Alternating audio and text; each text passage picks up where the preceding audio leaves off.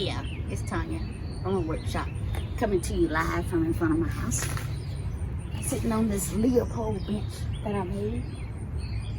I made a smaller one from the extra materials that I had.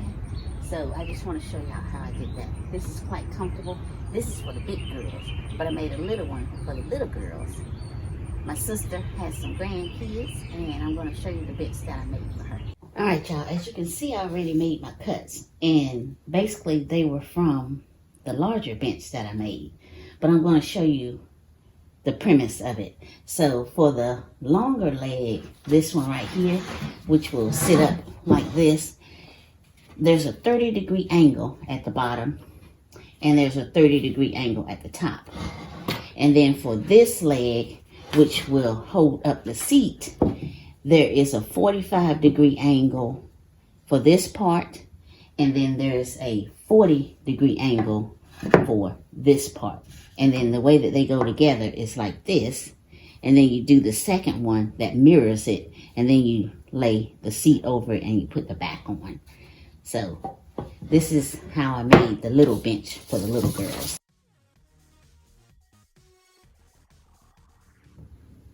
So as you can see, these two mirror each other and they will hold the seat. And you can make it as long or as short as you want it to, but this is kind of how it will sit.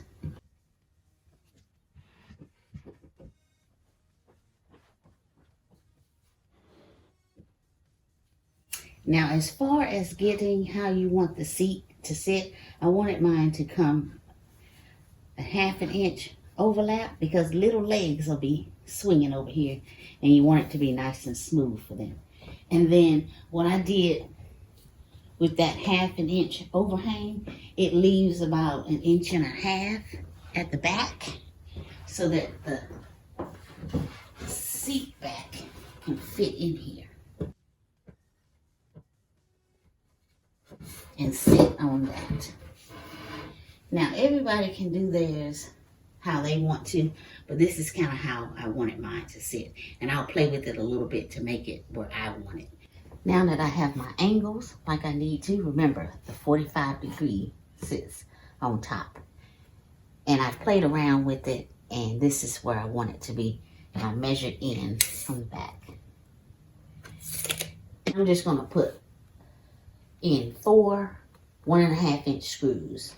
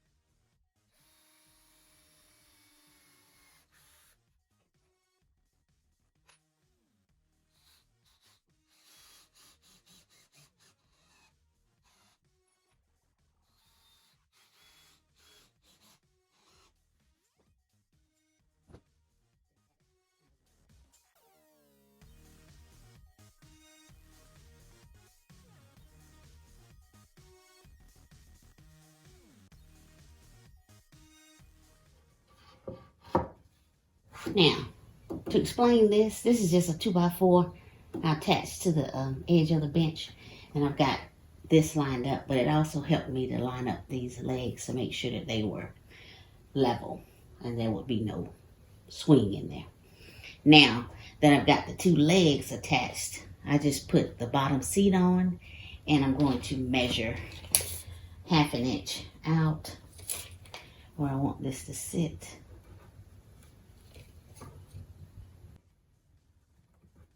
Make sure the sides are flush, and then we will attach it. But I have a little surprise because this is not how I want this to look, because it's going to my sister and she has some grandbabies, and I've done a little stenciling.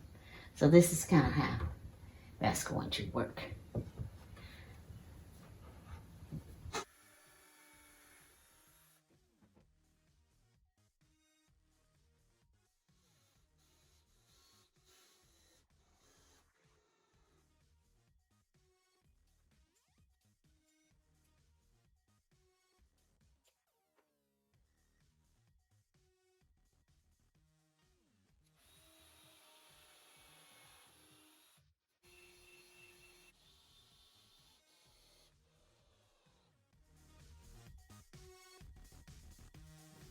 All right, y'all. I just want to tell you how I got the way my angle of the seat back is.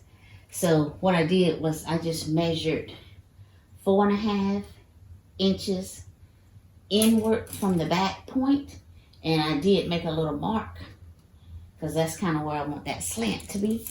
And then for this right here, I wanted this to be 1 inch up from the seat. Now that's large enough for little fingers not to get caught in there, and arms won't get caught in there, so they've got enough room. They may drop some little toys through there, but they can go into the bottom and get that. But there's no danger of any of the baby's body parts getting trapped in there. So that's kind of what I wanted the angle to be.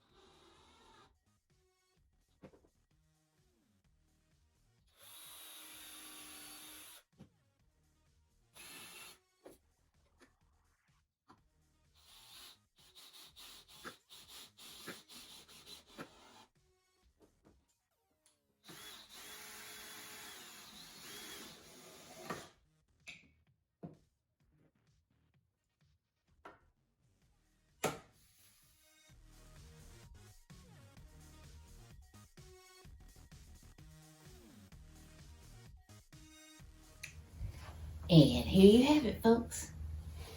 This is a little baby girl bench, Leopold style. All right, y'all, we got both the benches done. We got the big girls Leopold bench, and we got the little girls Leopold bench. All right, thank y'all for watching. Love y'all.